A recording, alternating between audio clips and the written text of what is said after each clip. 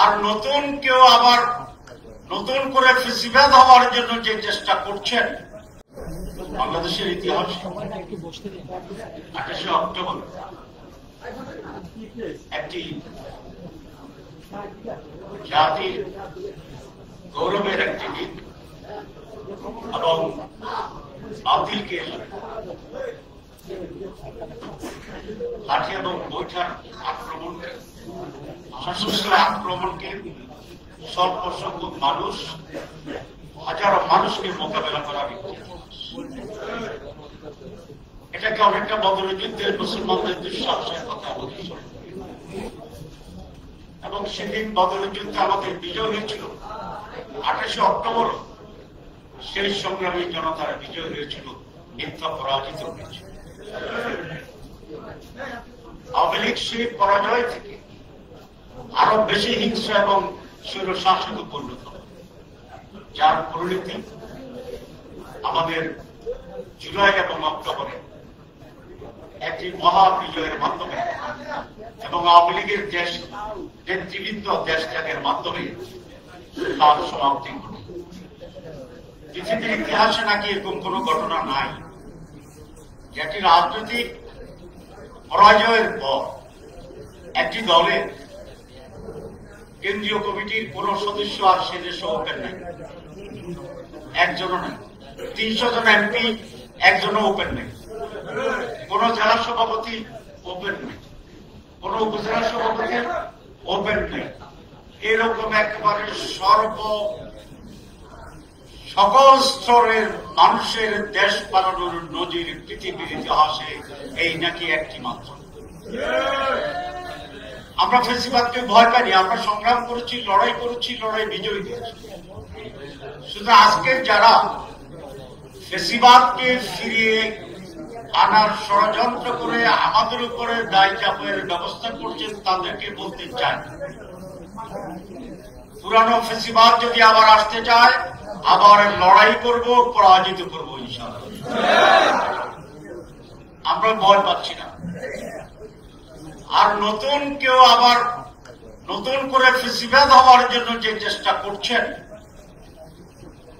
তাদের পরিণতিও বিগত ফেসিবাদের চেয়ে ভালো হওয়ার কোন কারণ থাকবে না। বিএনপি আজকে কি নিয়ে লড়াই করছে? তারা মাসের পর মাস আমাদের সাথে এক হয়ে 31টি দল মিলে আমরা সংস্কারের একটি রিফর্মসের জায়গায় ঐক্যবদ্ধ হয়েছে। বিএনপিও সেখানে ঐক্যবদ্ধ হয়েছে। তারা সনদে সিগনেচার করেছে। আমি আর সালাউদ্দিন সাহেব 100 ছিলাম, দুজনকে 100 বসাইতে আপনারা দেখছেন। একসাথেই তো ছিলাম, একসাথেই তো আমরা ঐক্যবদ্ধ হয়েছি। আবার যেদিন সাইন হচ্ছে সেদিনও আমি আর ফখরুল সাহেব একসাথেই ছিলাম, পাশাপাশি আপনারা দেখছেন। এবং সম্ভবত ওনাদের ড্রেসটা আমার চেয়ে বেশি পরিপাটি ছিল, মানে হাসি খুশি ঈদের মতো নতুন ড্রেস পরেই ওনারা সিগনেচার করছে। এমন না যে ওনাদেরকে কেউ দৌড়ে বাঁধে আনছে জোর করে, ওনাদের চেহারাটা তো বলে সিগনেচার করার সময় কলম কাঁপছে, এটাও দেখি না। আমি স্বতঃস্ফূর্ত ভাবে বুঝে শুনে দীর্ঘদিন একমত হয়ে আলোচনা করে ওনাদের স্ট্যান্ডিং কমিটিতে পর্যালোচনা করে ঐক্যমত্যের ভিত্তিতে তারা সেটা সাইন করেছে। হঠাৎ কোন এক রাতে ওনারা কি স্বপ্ন দেখেছিলেন জানি না, সকালেই সেই উল্টাপাল্টা কথা শুরু করতে, এবং যেগুলা বলছেন সেগুলা কি আমার সময় তো বেশি নাই। আচ্ছা, 1 নম্বর কথা হচ্ছে যে সেখানে রিফর্মসে ছিল প্রধানমন্ত্রী এবং দলের প্রধান একজন হইতে পারবে না, ওনারা নোটিশ দিয়েছে। 2, কোন ব্যক্তি একাধারে 10 বছরের, তার হোল লাইফ টাইমে 10 বছরের বেশি প্রধানমন্ত্রী হইতে পারবে না। এগুলো যদি অ্যামেন্ডমেন্ট হয় তাহলে স্বৈরাচারী চরিত্র এবং স্বৈরাচার হিসাবে আবির্ভূত হওয়ার সুযোগটা থাকে না। তো এটার বিরোধিতা করার মানে কি? যে ওনারা আবারও স্বৈরাচার হওয়ার একটা চিন্তা ভাবনা মতে আসে। ক্ষমতায় থেকে আবার আমরা যেটা বলি ফেসিজমের যে কথা বলি, ফেসিজম কিভাবে তৈরি হয়? ফেসিজম তো আকাশ থেকে পড়ে না। পৃথিবীর কোন লোক দেখছেন যে হঠাৎ করে আকাশ থেকে একটা ফেসিজম, ওই যে বিমান উপরে ধ্বংস হয়ে গেলে যেরকম ফুটতে থাকে, এরকম ফেসিজম ফুটছে, এরকম কোন চিত্র সাংবাদিক বাইরে দেখছেন কিনা? ইতিহাসে লেখা আছে কিনা? কোন সাক্ষী আছে কিনা? তো ফেসিজম তো নিজ মাটি থেকে, শাসন থেকেই গড়া। গড়ায় কখন? যখন এক ব্যক্তির হাতে অসম ক্ষমতা থাকে। আমরা তো সেটাই চেঞ্জ করে দিয়েছি, দেশের মানুষ তো সেটাই চাচ্ছে। তাহলে বিএনপি ভিতরে ভিতরে আবার ফেসিস্ট হওয়ার একটা খায়েশ আছে মনে হচ্ছে, যে কারণে ফেসিজমের যে রাস্তা আমরা সংস্কারে বন্ধ করতে চাইছিলাম, এগুলো আমরা বন্ধ করতে দিচ্ছি না। তাহলে অসুবিধাটা কোথায়? যে একজন 10 বছর থাকবে না, এতবার প্রধানমন্ত্রী হওয়ার ইচ্ছা থাকার দরকারটা কি? দেশ ভালো চালান, দেশ যদি ভালো চালান, সৎভাবে চালান, গুড গভর্নেন্স হয়, তো 5 বছরও কোন প্রধানমন্ত্রী থাকতে পারবে না, চাইবে না। কারণ তার উপরে দেশ শাসনের এত দায়িত্ব এবং বোঝা, সে করবে যে আমার 5 বছর পরে আবার ছেড়ে দেবে। তাহলে 10 বছর তো তবু আমরা বলছি থাকতে পারেন।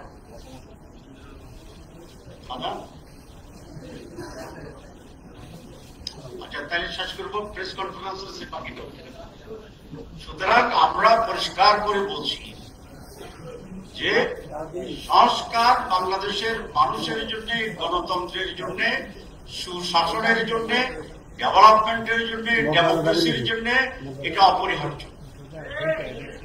এখানে আমরা কোনো আপোষ মানি না।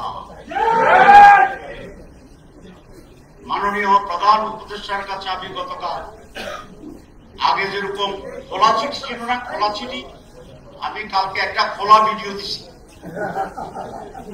আপনারা কেউ কেউ করছেন? আমি সেখানে বলেছি, মাননীয় প্রধান উপদেষ্টা, আপনার এই শাসনামলে আপনার উল্লেখযোগ্য এমন কোন কাজ আপনি করেননি, যে কারণে মানুষ আপনাকে স্মরণ করবে। হাসিনা 14 বছর ছিল, বিএনপি বোধহয় 19 বছর ছিল, আপনি 13 মাস ছিলেন। এরকম একটা শাসন ক্ষমতা আপনি আছেন। সংস্কারটা যদি আপনি ঠিক মতো করে দিতে পারেন, তাহলেই আপনি নোবেল লরিয়েট হিসেবে একজন ব্যতিক্রমধর্মী শাসক হিসেবে বাংলাদেশের শাসনের ইতিহাসে আপনার নাম লেখা। সংস্কার মাইনাস ডক্টর ইউনূস 0,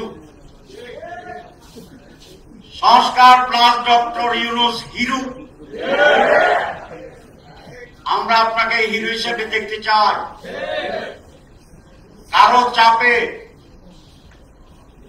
আপনি মাথা নত করবেন না, কারণ চাপে যদি আপনি হেরে যান, মহাবিপদ। একদিক থেকে চাপ দিলে এদিকে যাবেন, হেলে আরেক দিকে যদি চাপটা একটু জোরে হয়, তাহলে তো আবার এরকম ফিরে দিতে, তাহলে আপনাকে সারাদিন এরকম জিকির করতে। আমরা জানি আপনি নোবেল লরিয়েট, সারা দুনিয়ায় আপনার মর্যাদা দেখে আসছি। আপনি সাহসী, আপনি কোন চাপে নথি স্বীকার করেন না। ভারতের মতো বিশাল রাষ্ট্রকে আপনি বিদ্যাঙ্গুলি দেখাই দিচ্ছেন, আলহামদুলিল্লাহ। এখানেও আপনি যে মহান কাজটি আপনি উদ্যোগ নিয়েছেন, আপনার কমিটমেন্ট ছিল 3টি: সংস্কার, বিচার, নির্বাচন। ওই 2টা করলে না সিরিয়ালি 3 নম্বর আসে। আপনি 1 থেকে 3-এ যাবেন না, আপনি 2 থেকে 3-এ যাবেন না, 3-এ যাবেন।